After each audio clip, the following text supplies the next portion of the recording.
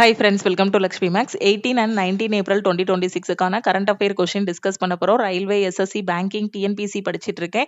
Daily பேசிஸ்ல current affair படிச்சுட்டு அதுக்கு டெஸ்ட் எடுக்கணும். எக்ஸாம்ல கரண்ட் அஃபேர்ல ஃபுல் மார்க் வாங்கணுங்கிற ஸ்டூடெண்ட் லக்ஷ்மி மேக்ஸ் ஆப்ல இருக்க சிஏ பிடிஎஃப் பிளஸ் டெஸ்ட் கோர்ஸ்ல ஜாயின் பண்ணிக்கோங்க. இந்த கோர்ஸ்ல நீங்க ஜாயின் பண்ணிட்டீங்க அப்படின்னா டெய்லி நியூஸ் பேப்பர் எதுவுமே ரீட் பண்ண வேண்டாம். எல்லா நியூஸ் பேப்பரையும் அனலைஸ் பண்ணி இதுலயே daily current affair, weekly current affair, monthly current affair உங்களுக்கு கொடுத்துருவோம். அதே மாதிரி கரண்ட் அஃபேருக்கு daily test, weekly test, monthly டெஸ்ட்டும் நீங்க அட்டெண்ட் பண்ணிக்கலாம். தமிழ் அண்ட் இங்கிலீஷ்ல கரண்ட் அஃபேர் வந்து கொடுத்துருப்போம். ஒரு டைம் ஃபீஸ் பே பண்ணிட்டீங்க அப்படின்னா லைஃப் டைம் அக்சஸ் இருக்கும். ஸோ ஜாயின் பண்றதுக்கு இந்த நம்பரை லக்ஷ்மி மேக்ஸ்ன்னு சேவ் பண்ணிட்டு இந்த நம்பருக்கு ஐ வாண்ட் சிஏன்னு மெசேஜ் பண்ணுங்க. என்டிபிசி அண்டர் கிராஜுவேட்டோட எக்ஸாம் டேட் வந்திருக்கு. கடைசி 8 மாசத்தோட கரண்ட் அஃபேர் வந்து என்டிபிசிக்கு படிக்கணும். என்டிபிசியோட கரண்ட் அஃபேர் மட்டும் வேணுங்கிற ஸ்டூடெண்ட் 199 பே பண்ணி நீங்க ஜாயின் பண்ணிக்கலாம். இந்த நம்பருக்கு ஐ வாண்ட் என்டிபிசி சிஏன்னு மெசேஜ் பண்ணுங்க. இப்பதான் புதுசா கவர்மெண்ட் எக்ஸாமுக்கு ப்ரிப்பரேஷன் ஸ்டார்ட் பண்ணிருக்கேன். பெஸ்டான ஆன்லைன் கிளாஸ் வேணுங்கிற ஸ்டூடெண்ட் லக்ஷ்மி மேக்ஸ் ஆப்ல இருக்க ஆல் இன் ஒன் கோர்ஸ்ல ஜாயின் பண்ணிக்கோங்க. இப்ப ரீசெண்டா எஸ்எஸ்சி செலக்ஷன் போஸ்டுக்கான பேட்சும் ஆர்ஆர்பி குரூப் டிக்கான ஃபைனல் பேட்சும் ஆல் இன் ஒன் கோர்ஸ்ல ஸ்டார்ட் பண்ணிருக்கோம். இதுல இருக்கிறத மட்டும் படிச்சாலே எந்த கவர்மெண்ட் எக்ஸாமும் உங்களால ஃபர்ஸ்ட் அட்டெம்ப்ட்ல கிளியர் பண்ண முடியும். இதோட ஃபீஸ் வந்து 1999, லைஃப் டைம் வேலிடிட்டி. 1 இயர் வேலிடிட்டியில ஜாயின் பண்றீங்கன்னா 1499 பே பண்ணி ஜாயின் பண்ணிக்கலாம். என்டிபிசி குரூப் டிக்கு டெஸ்ட் பேட்ச் வேணுங்கிற ஸ்டூடெண்ட் 499 பே பண்ணி டெஸ்ட் பேட்ச்லயும் ஜாயின் பண்ணிக்கலாம்.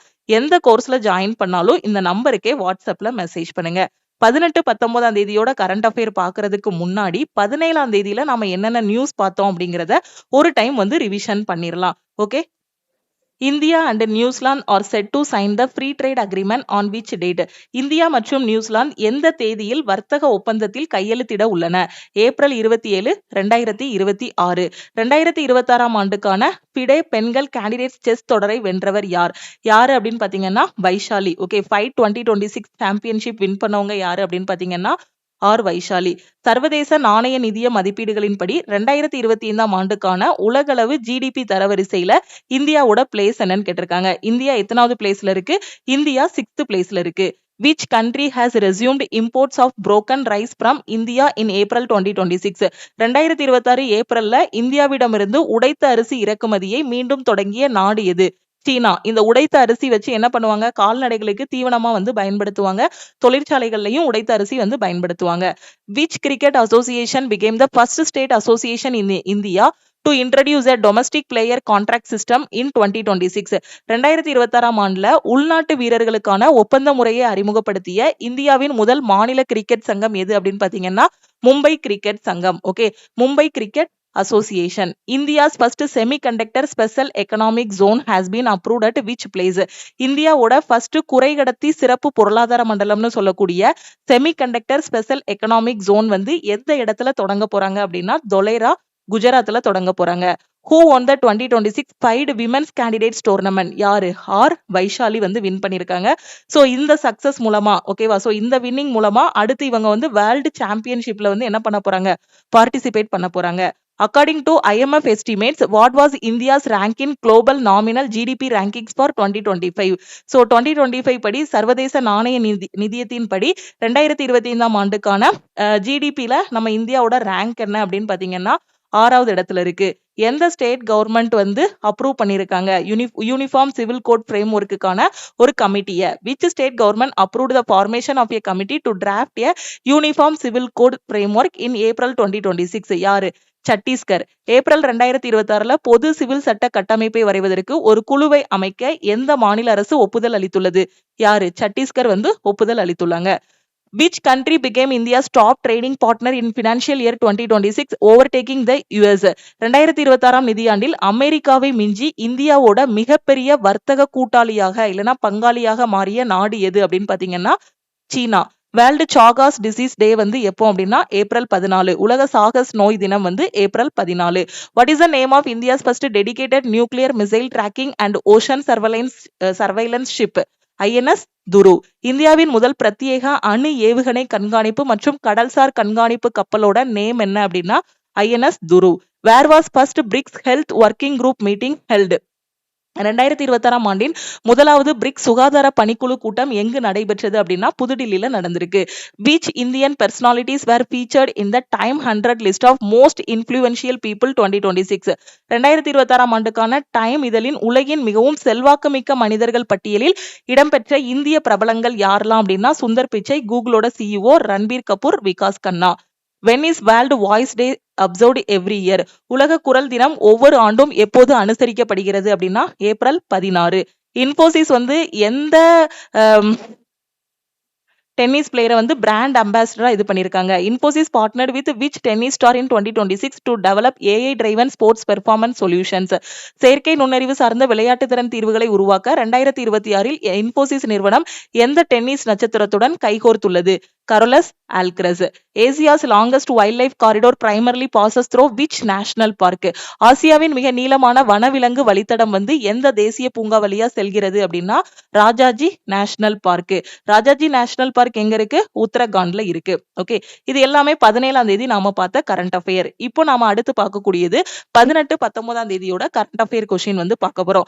அன்னன்னைக்கு உள்ள கரண்ட் அஃபேர் அன்னன்னைக்கு படிச்சிருங்க. அதுக்கு முந்தின நாள்ல என்ன படிச்சீங்களோ அதையும் ஒரு டைம் வந்து ரிவிஷன் பண்ணிருங்க. வார கடைசியில உட்கார்ந்து கரண்ட் அஃபேரை வீக்லி ரிவிஷன் பண்ணிட்டு வீக்லி டெஸ்டும் எடுத்துருங்க. ஓகே, சோ இது எல்லாமே கரெக்டா ஃபாலோ பண்றதுக்கு CAPDF கோர்ஸ்ல வந்து ஜாயின் பண்ணிக்கோங்க. ஓகே, ஃபர்ஸ்ட் கொஸ்டின் பாருங்க. Which company has been selected to launch the Rosalind Franklin rover to Mars in 2028? 2028ஆம் ஆண்டில் செவ்வாய் கிரகத்திற்கு ரோசாலின் பிராங்க்லின் ரோவரை விண்ணில் செலுத்த எந்த நிறுவனம் தேர்ந்தெடுக்கப்பட்டுள்ளது? சோ எந்த நிறுவனம் அப்படின்னு பாத்தீங்கன்னா ஸ்பேஸ் எக்ஸ், அதாவது European Space Agency. Rosalind Franklin rover is a Mars rover mission of the European Space Agency. Okay, so இது எப்போ ஷெட்யூல் பண்ணிருக்காங்க அப்படின்னா 2028ல வந்து லான்ச் பண்றதுக்கு ஷெட்யூல் பண்ணிருக்காங்க.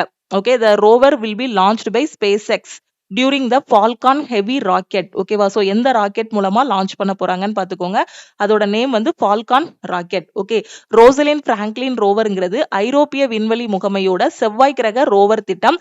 இது வந்து எந்த வருஷம் வந்து ஏவ போறாங்க விண்ணில அப்படின்னு பாத்தீங்கன்னா 2028ல. இந்த ரோவர் ஸ்பேஸ் எக்ஸ் நிறுவனத்தின் ஃபால்கன் ஹெவி ராக்கெட் மூலம் விண்ணில் செலுத்தப்படும். எந்த ராக்கெட் மூலமா இதை வந்து செலுத்துறாங்க அப்படின்னா Falcon Heavy rocket. Okay, அடுத்த question. India has set a target to achieve how much nuclear power generation capacity by the year 2047? 2047ஆம் ஆண்டுக்குள் இந்தியா எவ்வளவு அணுசக்தி உற்பத்தி திறனை எட்ட இலக்கு நிர்ணயித்துள்ளது? சோ எவ்வளவு வந்து அச்சீவ் பண்ண போறோம் அப்படின்னு பாத்தீங்கன்னா 100 gigawatt. Okay, India plans to increase nuclear power capacity from about 8.8 gigawatt to 100 gigawatt by 2047. 2047க்குள்ள எவ்வளவு அச்சீவ் பண்ண போறோம் அப்படின்னா 100 gigawatt. The target is part of India's long-term clean energy and energy security strategy. Okay, nuclear energy is considered a stable and low carbon source of electricity. So இதுல வந்து எவ்வளவு நாம achieve பண்ண போறோம் அப்படிங்கறத ஞாபகம் வச்சுக்கோங்க. எந்த வருஷத்துக்குள்ள அச்சீவ் பண்ண போறோங்கிறதையும் ஞாபகம் வச்சுக்கோங்க. Okay, so nuclear power capacity எவ்வளவா நாம இது பண்ண போறோம்? 100 gigawatt வந்து அச்சீவ் பண்ண போறோம். எந்த வருஷத்துக்குள்ள அப்படின்னா 2047க்குள்ள நாம வந்து அச்சீவ் பண்ண போறோம். Which two languages were recently granted official languages status by Meghalaya alongside English? Meghalaya மாநிலம் ஆங்கிலத்துடன் சேர்த்து சமீபத்தில் எந்த 2 மொழிகளுக்கு அதிகாரப்பூர்வ அந்தஸ்தை வழங்கியுள்ளது? சோ எந்த 2 மொழிகள் அப்படின்னா காசி மற்றும் காரோ மொழிகளுக்கு. Okay, Meghalaya cabinet approved official status for Khasi and Garo along with English. ஓகேவா, சோ காசி காரோவுக்கு வந்து அதிகாரப்பூர்வமான மொழி அப்படிங்கக்கூடிய ஒரு அங்கீகாரத்தை மேகாலயா வந்து கொடுத்திருக்காங்க. The decision was made through the Meghalaya Official Language Ordinance 2026. Okay, so அப்ப அந்த 2 லாங்குவேஜ் என்னங்கிறத மட்டும் ஞாபகம் வச்சுக்கோங்க. எந்த ஸ்டேட்டுங்கிறதையும் ஞாபகம் வச்சுக்கோங்க. காசி அண்ட் காரோ. மேகாலயா அமைச்சரவை ஆங்கிலத்துடன் சேர்த்து காசி மற்றும் காரோ மொழிகளுக்கு அதிகாரப்பூர்வ அந்தஸ்து வழங்க ஒப்புதல் அளித்துள்ளது. ஓகேவா, சோ எந்த ஸ்டேட்ல மேகாலயாவுல எதுக்கு வந்து அதிகாரப்பூர்வ அந்தஸ்து கொடுக்கறாங்க அப்படின்னா காசி மற்றும் காரோ. Punjab government has partnered with which institute to develop an AI-based system for real-time crime tracking? நிகழ்நேர குற்றங்களை கண்காணிப்பதற்கு செயற்கை நுண்ணறிவு சார்ந்த அமைப்பை உருவாக்க பஞ்சாப் அரசு வந்து எந்த நிறுவனத்துடன் கைகோர்த்துள்ளது? சோ எது கூட அப்படின்னா IIT ரோப்பர் கூட. Punjab government has launched an AI-based system for real-time crime tracking and analysis. So crime tracking and analysisக்காக பஞ்சாப் கவர்மெண்ட் வந்து IIT ரோப்பர் கூட என்ன பண்ணிருக்காங்க? ஒரு கொலாபரேஷன் வந்து பண்ணியிருக்காங்க. ஓகே. பஞ்சாப் அரசு நிகழ்நேர குற்ற கண்காணிப்பு மற்றும் பகுப்பாய்விற்காக செயற்கை நுண்ணறிவு சார்ந்த அமைப்பை தொடங்கியுள்ளது. அந்த ஏஐ பேஸ்டு அந்த அமைப்புக்கு வந்து எந்த நிறுவனத்து கூட அவங்க வந்து ஒரு கொலாபரேஷன் பண்ணியிருக்காங்க அப்படின்னா ஐஐடி ரோப்பர் கூட. ஓகே. அடுத்த question. Which country recently joined the US-led Pax Silica initiative to strengthen semiconductor and technology supply chains? Semiconductor மற்றும் தொழில்நுட்ப விநியோக சங்கிலிகளை வலுப்படுத்துவதற்காக அமெரிக்கா தலைமையிலான பாக்ஸ் சிலிக்கா முயற்சியில் சமீபத்தில் இணைந்த நாடு எது? ஸோ எந்த நாடு ஜாயின் பண்ணியிருக்காங்க அப்படின்னு பார்த்தீங்கன்னா பிலிப்பைன்ஸ். ஸோ யார் ஜாயின் பண்ணியிருக்காங்க அப்படின்னா பிலிப்பைன்ஸ் வந்து ஜாயின் பண்ணியிருக்காங்க. Okay. Philippines has joint the US-led Pax Silica initiative focused on secure semiconductor and technology supply chains. Philippines became the எத்தனாவது country? 13th member nation of the Pax Silica partnership. Okay. So இவங்க எத்தனாவது Pax Silica partnership பண்ணியிருக்காங்க, எத்தனாவது உறுப்பு நாடா join பண்ணியிருக்காங்க அப்படின்னு பார்த்தீங்கன்னா 13வது உறுப்பு நாடாக Pax Silicaல யார் ஜாயின் பண்ணியிருக்காங்க அப்படின்னா பிலிப்பைன்ஸ் வந்து ஜாயின் பண்ணியிருக்காங்க. Who will chair India's first ever high level conference dedicated exclusively to the Central Armed Police Forces CAPFs? மத்திய ஆயுத காவல் படைகளுக்காக பிரத்யேகமாக நடத்தப்படும் இந்தியாவின் உயர்மட்ட மாநாட்டிற்கு யார் தலைமை தாங்குவார்? சோ யாரு அப்படின்னு பாத்தீங்கன்னா பிரைம் மினிஸ்டர் வந்து அதுக்கு தலைமை தாங்குவாங்க. Okay. So India will host its first ever high level conference exclusively for Central Armed Police Forces. இந்த கான்ஃபரன்ஸுக்கு யார் வந்து தலைமை தாங்குவாங்க அப்படின்னா பிரைம் மினிஸ்டர். ஓகேவா. ஸோ இப்போ நம்ம பிரைம் மினிஸ்டர் யாரு? நரேந்திர மோடி. ஸோ அவர் தான் என்ன பண்ணுவாரு? அதுக்கு வந்து தலைமை தாங்குவாரு. ஓகேவா. ஸோ மத்திய ஆயுத காவல் படை சிஏபிஎஃப் பிரத்யேகமாக நடத்தும் உயர்மட்ட மாநாட்டு. ஓகேவா. ஸோ இந்தியாவின் முதலாவது உயர்மட்ட மாநாட்டை இந்தியா வந்து நடத்த உள்ளது. இந்த மாநாட்டுக்கு யாரு தலைமை தாங்க போறாங்க அப்படின்னா நம்ம பிரதமர் நரேந்திர மோடி வந்து தலைமை தாங்க போறாரு. Okay. Who has been elected as the deputy chairman of Rajya Sabha for a historic third consecutive term in April 2026? 2026 April மாதத்துல வரலாற்று சிறப்புமிக்க வகையில் மூன்றாவது முறையாக தொடர்ந்து மக்களவையின் துணைத் தலைவராக தேர்ந்தெடுக்கப்படுபவர் யார் அப்படின்னு பாத்தீங்கன்னா Harivansh Narayan Singh. Okay. Harivansh Narayan Singh was elected deputy chairman of Rajya Sabha for the third consecutive term. Okay. மூணாவது முறையா deputy chairman of Rajya Sabha யாரு அப்படின்னா ஹரிவன்ஷ் நாராயண் சிங். ஹரிவன்ஷ் நாராயண் சிங் 2026 ஏப்ரலில் மூன்றாவது முறையாக மாநிலங்களவையோட துணைத் தலைவராக என்ன பண்றாரு? தேர்ந்தெடுக்கப்படுகிறார். Okay. Who was honored with the Harvard South Asian Person of the Year 2026? 2026 ஆண்டுக்கான ஹார்வர்ட் தெற்காசிய ஆண்டின் சிறந்த நபர் விருது வழங்கி கௌரவிக்கப்பட்டவர் யார்? சோ யாரு அப்படின்னா சயானி குப்தா. ஓகே. சயானி குப்தாவுக்கு 2026 person of the year award வந்து கொடுத்திருக்காங்க. யாரு அப்படின்னா Harvard University South Asian Association. ஓகேவா. So Harvard University South Asian Association வந்து 2026 person of the year award யாரு கொடுத்திருக்காங்க அப்படின்னா சயானி குப்தாவுக்கு வந்து கொடுத்திருக்காங்க. ஓகேவா. ஓகே. சோ இதுக்கு முன்னாடி யாரு கொடுத்திருந்தாங்க அப்படின்னா விகாஸ் கண்ணாவுக்கு வந்து கொடுத்திருந்தாங்க. சோ இதே மாதிரி ரீசெண்டா உள்ள அவார்ட்ஸ் பார்த்தோம் அப்படின்னா ஜனவரியில இருந்து இப்ப இந்த மார்ச் வரைக்கும் 2026ல என்னென்ன அவார்டு யார் யாரு கொடுத்திருக்காங்கிறத ஒரு டைம் ஒரு ரிவிஷன் விட்டுறலாம்.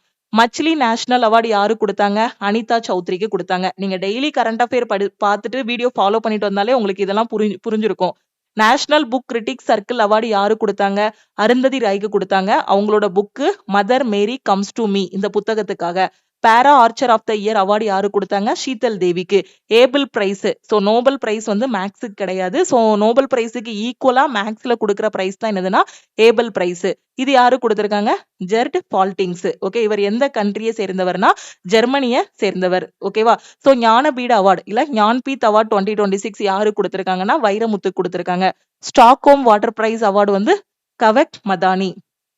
சரஸ்வதி சம்மன் 2025 வந்து பெங்காலி ரைட்டர் ராம்குமார் மொஹோபத்தாய்க்கு. சங்கீத கலாநிதி அவார்டு யாரு கொடுத்திருக்காங்க? Jayanthi Kumaresh. Wiley research heroes prize 2025 யாருக்குன்னா சந்திரகாந்த் லஹாரியா. அசோக சக்ரா விருது வந்து யாரு கொடுத்திருக்காங்க? சுபான்ஷு சுக்லாவுக்கு கொடுத்திருக்காங்க. சுபாஷ் சந்திரபோஸ் டிசாஸ்டர் மேனேஜ்மெண்ட் அவார்டு யாருக்குன்னா அசோக் ஷேல்கேக்கு கொடுத்திருக்காங்க.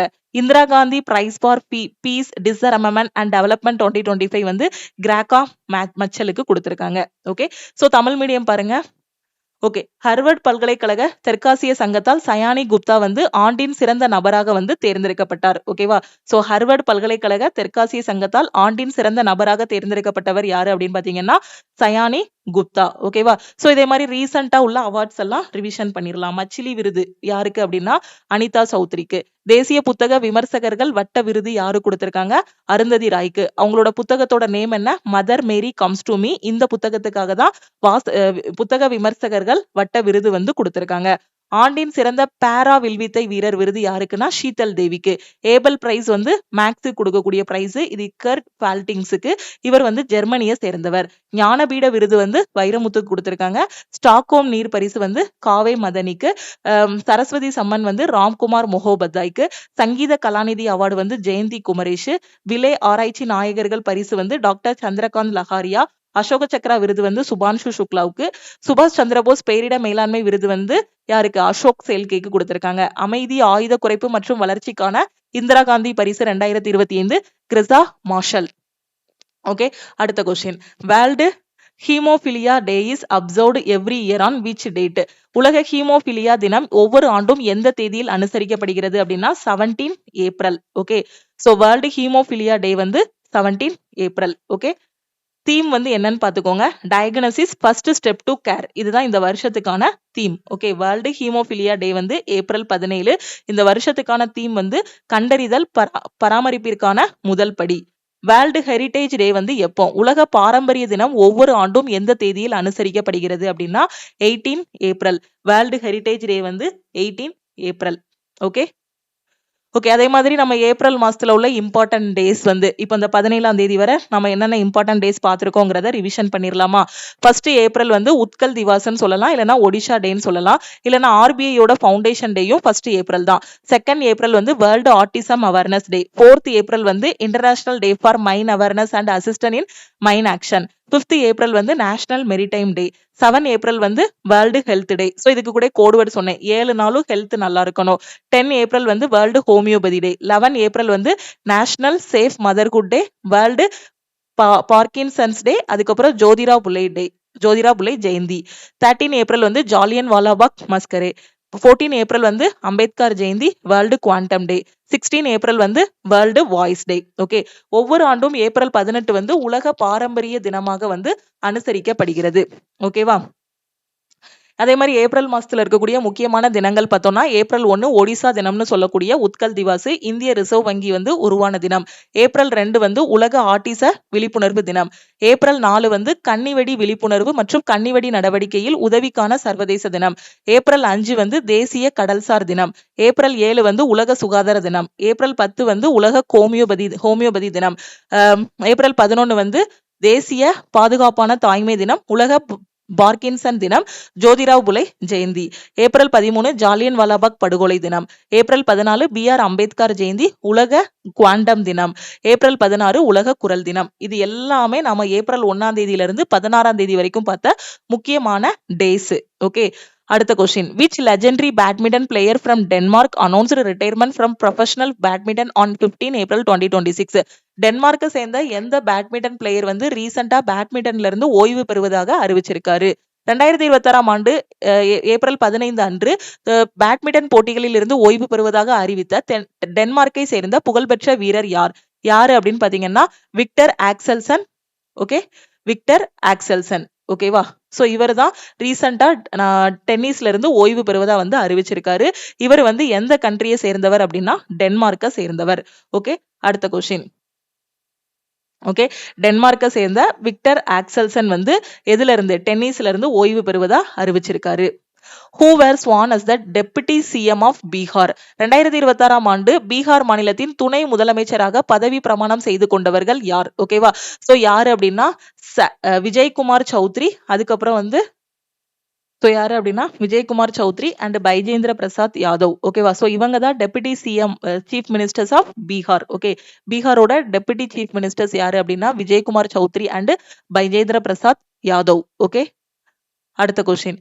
விஜய்குமார் சௌத்ரி மற்றும் பைஜேந்திர பிரசாத் ஆர் பிஜேந்திர பிரசாத் யாதவ். ஓகே, இவங்க ரெண்டு பேரும் பீகாரோட துணை முதலமைச்சராக பதவியேற்றனர். Who was re-elected as the president of Djibouti for the 6th term in April 2026?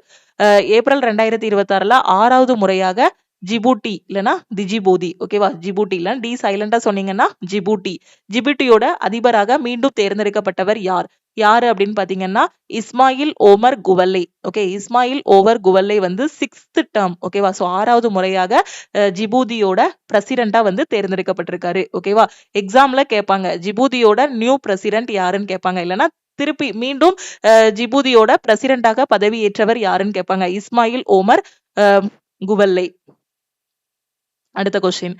Which Indian cricketer was appointed as the brand ambassador of 18 in partnership with Agilitas in April 2026? April 2026இல் அகிலிட்டாஸ் நிறுவனத்துடன் இணைந்து 18 பிராண்டின் தூதராக நியமிக்கப்பட்ட இந்திய cricket வீராங்கனை யார்? So யாரு அப்படின்னு பாத்தீங்கன்னா ஸ்மிருதி மந்தானா. ஓகே, சோ ஸ்மிருதி மந்தானா தான் எதோட பிராண்ட் அம்பாசிடர் அப்படின்னு பாத்தீங்கன்னா எதோடது 18ஓட brand ambassador. Okay, Smriti Mandhana தான் 18ஓட பிராண்ட் அம்பாசிடர். ஓகே, இந்திய கிரிக்கெட் வீராங்கனை ஸ்மிருதி மந்தானா அகிலிட்டாஸ் நிறுவனத்துடன் இணைந்து 18ஓட பிராண்ட் அம்பாசிடராக நியமிக்கப்பட்டுள்ளார். Which tennis star was appointed as the global brand ambassador of Infosys in April 2026? நேத்து பார்த்ததுதான். ஏப்ரல் 2026ல இன்போசிஸ் நிறுவனத்துடன் உலகளாவிய பிராண்ட் தூதராக நியமிக்கப்பட்ட டென்னிஸ் நட்சத்திரம் யார்? யாரு அப்படின்னு பாத்தீங்கன்னா கரோலஸ் ஆல்கரஸ். இவர் தான் இன்போசிஸோட பிராண்ட் தூதரா வந்து நியமிச்சிருக்காங்க. ஓகே, சோ இதுதான் 18 and 19க்கான கரண்ட் அஃபேர்ஸ். ஓகே, இது போக ரீசெண்டா உள்ள பிராண்ட் அம்பாசிடரை ஒரு டைம் ரிவிஷன் பண்ணிடுவோமா? சோ யாரெல்லாம் பிராண்ட் அம்பாசிடரா வந்து இது பண்ணியிருந்தாங்க? சுதர்சன் பட்நாயிக். ஓகேவா? சோ இவர் வந்து மணல் சிற்ப கலைஞர். இவரை வந்து சென்சஸ் 2027ஓட பிராண்ட் அம்பாசிடரா வந்து நியமிச்சிருக்காங்க. பிளாங்கா விளாசிக் வந்து global ambassador for world 10K Bengaluru 2026. அதே மாதிரி டெல்லி கவர்மெண்ட் வந்து ஷேகர் தவானை வந்து டெல்லி கேல் மகா கும்பாவுக்கு வந்து என்ன பண்ணிருக்காங்க? பிராண்ட் அம்பாசிடரா நியமிச்சிருக்காங்க. UNIQLO ஜாஸ்பிரீத் பும்ராவை வந்து பிராண்ட் அம்பாசிடரா நியமிச்சிருக்காங்க. யூனிக்ளோ. அதே மாதிரி மெபிலின் நியூயார்க் வந்து கியாரா அத்வானியை வந்து பிராண்ட் அம்பாசிடரா நியமிச்சிருக்காங்க. யமஹா மியூசிக் இந்தியாவோட பிராண்ட் அம்பாசிடர் யாரு அப்படின்னு பாத்தீங்கன்னா AR ரகுமான். ஓகேவா? சோ ஏப்ரல் 2026ல இன்போசிஸ் நிறுவனம் டென்னிஸ் நட்சத்திரமான கரோலஸ் ஆல்கரஸை வந்து பிராண்ட் அம்பாசிடரா நியமிச்சிருக்காங்க. ஓகே, அதே மாதிரி ரீசெண்டா நியமிச்ச பிராண்ட் அம்பாசிடர் பாத்தீங்கன்னா பிளாங்கா விளாசிக் வந்து 10K பெங்களூர் 2026ஓட பிராண்ட் அம்பாசிடர். இது எல்லாமே ரீசெண்டா நம்ம நியூஸ்ல பார்த்ததுதான். சுதர்சன் பட்நாயிக் பாத்தீங்கன்னா 2027 மக்கள் தொகை கணக்கெடுப்புக்கான அம்பாசிடர், பிராண்ட் தூதர். NPCI BHIM services. Okay, BHIM. Okay, so Bharat interface for money. நீங்க ஆடு கூட பார்த்திருப்பீங்க. BHIM ஆடு பாத்தீங்கன்னா அந்த ஆட்ல தோனி தான் நடிச்சிருப்பாரு. சோ BHIM செயலிக்கான பிராண்ட் அம்பாசிடர் யாரு அப்படின்னு பாத்தீங்கன்னா தோனி, MS தோனி. டெல்லி அரசு டெல்லி கேல் மகா கும்பா. ஓகே, சோ இதுக்கான பிராண்ட் அம்பாசிடர் வந்து ஷேகர் தவானை நியமிச்சிருக்காங்க. ஓகேவா? யூனிக்ளோ வந்து ஜாஸ்பிரீத் பும்ராவை வந்து என்ன பண்ணிருக்காங்க? பிராண்ட் தூதரா வந்து நியமிச்சிருக்காங்க. மெபிலியன் நியூயார்க் வந்து கியாரா அத்வானியை வந்து தூதரா வந்து நியமிச்சிருக்காங்க. யமகா மியூசிக் வந்து AR ரகுமான வந்து பிராண்ட் தூதரா நியமிச்சிருக்காங்க. இது எல்லாமே நம்ம ரீசெண்டா பார்த்தது. ஓகே, சோ இந்த கரண்ட் அஃபேர் வந்து உங்களுக்கு ஒரு தெளிவான விளக்கத்தை கொடுத்திருக்கோம். இங்கேயே நீங்க நிறைய கொஸ்டின்ஸ் வந்து படிச்சிருப்பீங்க. இப்போ ஜஸ்ட் PDF மட்டும் எடுத்து ஒரு வாட்டி ரீட் பண்ணி விட்டீங்கன்னா இன்னைக்குள்ள கரண்ட் அஃபேரை இன்னைக்கே படிச்ச மாதிரி தான். ஓகேவா? அதே மாதிரி வார கடைசியில என்னெல்லாம் படிச்சிருக்கீங்களோ அதெல்லாம் ஒரு டைம் ரிவிஷன் பண்ணிட்டீங்கன்னா கரண்ட் அஃபேர்ல சூப்பரா ஃபுல் மார்க் வாங்கிடலாம். நீங்க பேங்கிங், SSC எந்த எக்ஸாம் படிச்சாலும் சரி கரண்ட் அஃபேர் நல்லா படிச்சிருங்க.